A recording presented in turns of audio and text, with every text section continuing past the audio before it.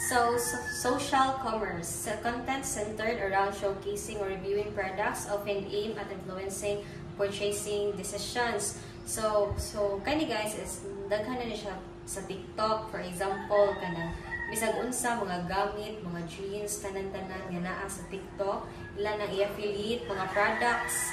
So for us pod nga kanang kanang base pod ana is kanang mga kwarta ang tao kung kinsa to'y mismo nagkanang affiliate o nag-review sa products o kanang ilan nang nindot, ilan na panindutan o sa mga review something nila para pod ang mga tao is ma-engage sa ilang video, so mara na maka-earn sila tas mauban makapalit na something.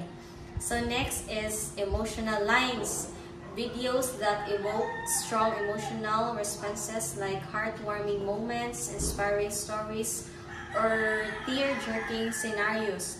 So mga emotional lines is cut.